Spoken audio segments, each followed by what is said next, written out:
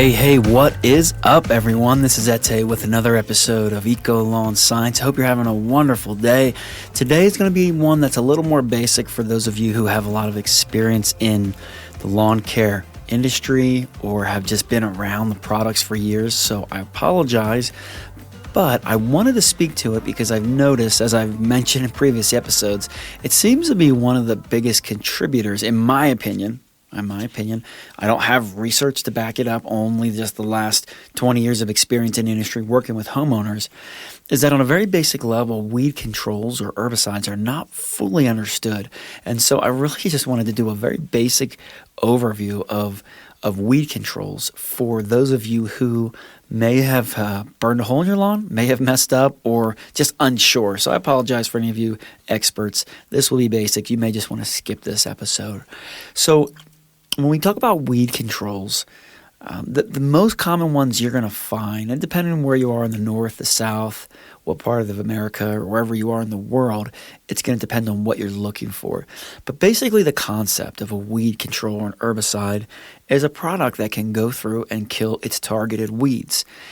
One important thing is you have to understand the weed you're targeting before you just go ahead and buy something and spray it. If you've ever been to a Home Depot, or if you go online and type in on Amazon weed control or herbicides, the list is endless in the United States. The list of weed controls that are registered with the EPA, I bet you it's hundreds, but I actually don't know. We could look it up.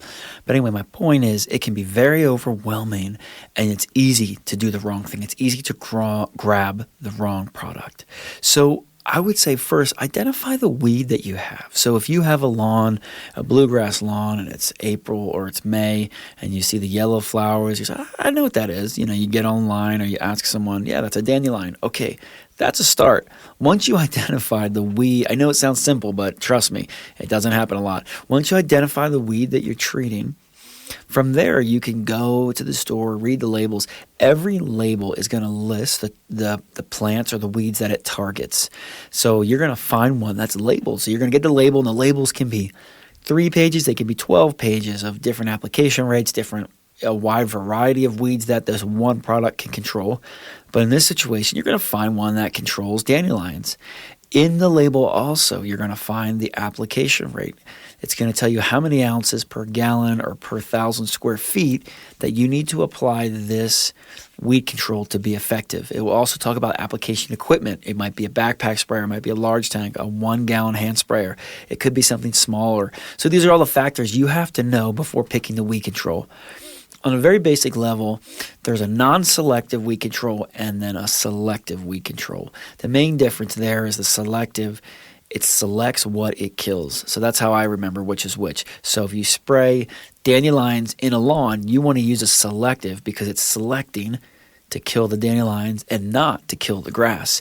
If you use a non-selective, that stuff doesn't care what it kills. It's going to kill your bushes, your plants, your fruit, whatever you got growing.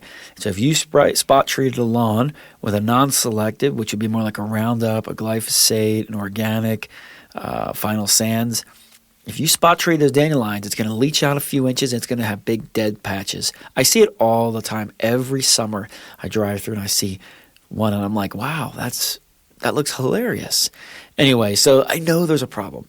So first of all, figure out what do you need. Is it a non-selective? Is it selective? And then you want to find the right product with the least amount of toxicity to target your desired weed. So again, on the label, it's going to talk about toxicity. It's going to talk about lethal dosage. It's going to talk about PPE, which is the required clothing you need to wear to apply this product. It'll also have a warning, caution, a signal word. It could be a warning. It could be caution. It could be dangerous. All those things are going to help you to know how toxic is this product. The PPE could say, hey, I need you to wear overalls and full face shield and all those things. Some PPE say, hey, I need you to make sure you have boots on. So you can look at these factors and get an idea of how powerful and how toxic this product could be. With most weed controls, they're going to hit a variety of weeds. So the most common one you're going to see are for broadleaf weeds, weeds that leaf out in the broad, for example, dandelions, thistle, creeping Charlie, buttonweed, morning glory, Dyer's Woad, all these weeds you can hit with what is called a broadleaf herbicide. It kills most broadly leafed, weedy type plants. It will not kill things like crabgrass or grasses. It will not kill things like sedges, nut sedges, yellow sedges, but it will select and target the weeds in a specific area. As far as a type of broadleaf weed control, there's so many brands, there's so many manufacturers. You've got Trimec 1000, you've got Triad, you've got Three-Way, you've got Weed and Feed. I mean, the list goes on. I generally me personally, I like the ones that are going to steer more towards environmentally friendly and safe. So I like some of these newer ones, these iron-based, like a Fiesta.